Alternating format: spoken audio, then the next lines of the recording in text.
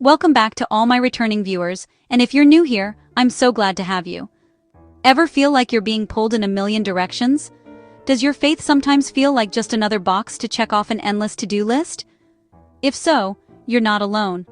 So many of us are trying to figure out how to live our faith authentically when life is just so demanding. We're juggling work, family, finances, and our own well-being. And somewhere in that frantic shuffle, our walk with God can start to feel like another chore and another source of guilt for not doing enough. But what if there were a few time-tested truths that could help you weave your faith into your work, your family, and your personal life, not as separate boxes, but as one integrated, purposeful life? What if balance wasn't about doing more, but about ordering your life the right way?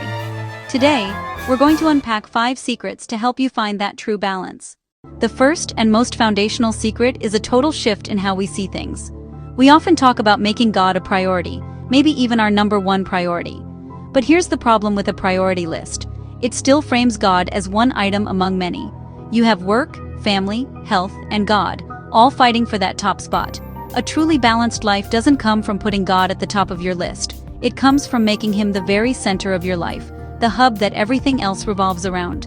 In Matthew 6:33, Jesus says, "But seek first the kingdom of God and his righteousness, and all these things will be added to you." Notice he doesn't say, "Squeeze in the kingdom when you have a free moment." He says to seek it first. So much of our anxiety and imbalance comes from getting this backward. We chase after all these things, the career, the money, the perfect family, and then try to fit God into the leftovers. Jesus offers a completely different way to live. He says, "Center your life on me, and watch as everything else finds its proper place." Think about the solar system. The sun isn't just the most important object. It's the star that holds every planet in orbit. Without its gravity, everything would fly off into chaos.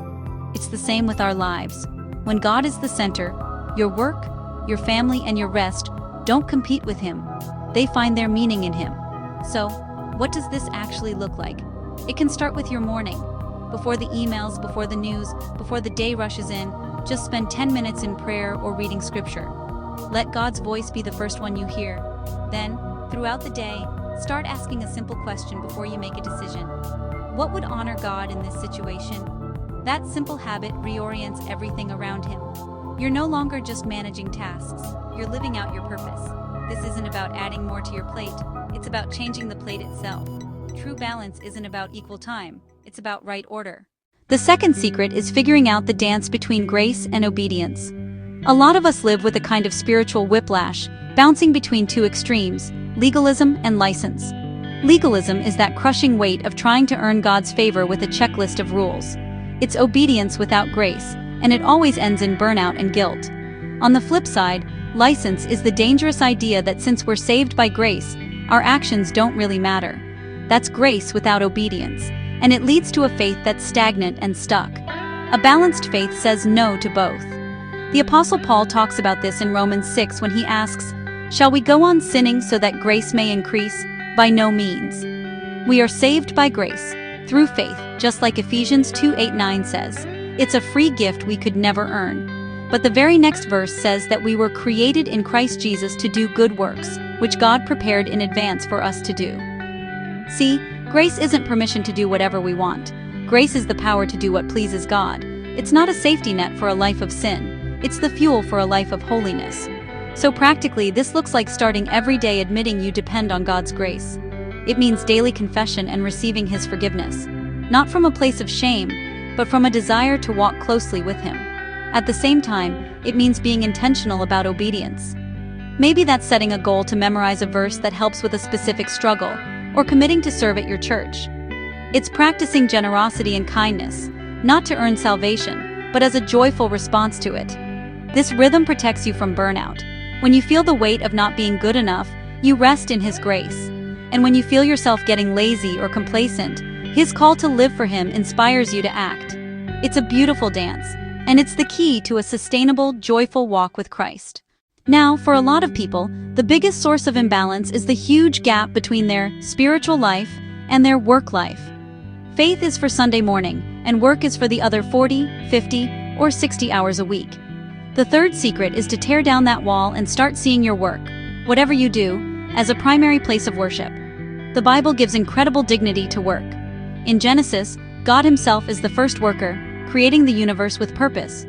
Jesus spent most of his life not in public ministry, but as a carpenter, making everyday labor sacred. And in Colossians 3:23, the Apostle Paul reminds us, "Whatever you do, work at it with all your heart, as working for the Lord, not for human masters." Your real boss isn't the person who signs your paycheck. You're serving the Lord. When you get this, everything changes. Suddenly, doing excellent work isn't just about getting a promotion. It's about honoring the God of excellence. Having integrity in a business deal isn't just good ethics. It's reflecting the character of a God who is trustworthy. The way you treat your co-workers with patience and respect becomes a powerful testimony, often louder than any words you could say. So how do you start doing this? You could start by praying for your co-workers by name. Ask God for opportunities to show them his love. Try to have conversations that go beyond the latest project. Learn about their lives and their struggles. And most of all, protect your witness by just being good at your job. When you live with that kind of integrity, people notice. As 1 Peter 3:15 says, "You should always be ready to give a reason for the hope you have, but do it with gentleness and respect." Your workplace isn't a distraction from your spiritual life. It's one of the main mission fields God has placed you in. In our culture that's obsessed with productivity, it's easy to think the Christian life is all about spiritual disciplines and serving others. But the fourth secret is remembering that God made you as a whole person, and he cares about every single part. When a scribe asked Jesus about the greatest commandment, he said, "Love the Lord your God with all your heart, with all your soul, with all your strength, and with all your mind." This isn't just a spiritual command. It's a holistic one. It covers our emotional, physical, and intellectual well-being. An imbalanced faith usually neglects one of these areas. Maybe we're strong in Bible study, mind, but we let our physical health go, strength.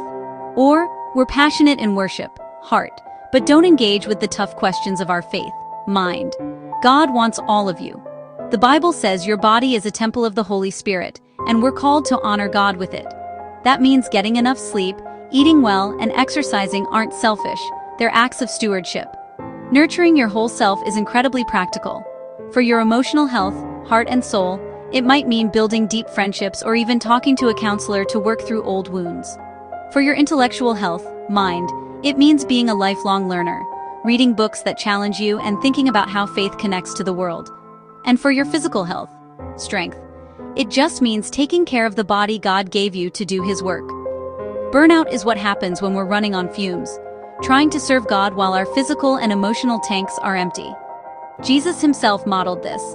He would minister to huge crowds, but then he would pull away to a quiet place to pray and recharge. Taking care of yourself isn't a distraction from the mission. It's what makes you able to run the race for the long haul.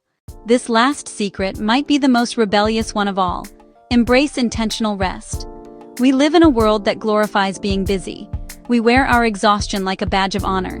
But from the very beginning, God built a rhythm of work and rest into the universe. He worked for 6 days, and on the 7th, he rested. It wasn't because he was tired. It was to show us how to live. The practice of Sabbath isn't some outdated rule. It's a gift. It's a weekly declaration that God is in control and the world won't fall apart if we stop working for a day. It's an act of trust, a way of showing that we believe our provision comes from him, not just from our own hustle. Ignoring this rhythm is one of the fastest ways to burn out. We become like engines running without oil, trying to do in our own strength what we were designed to do in his. Embracing rest is a discipline. It won't happen by accident.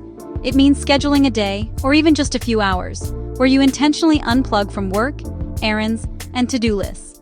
Fill that time with things that actually restore your soul. Unhurried time in worship, a walk outside, laughing with your family, or just being still before God. It's about stopping the necessary work so you can enjoy the life-giving things.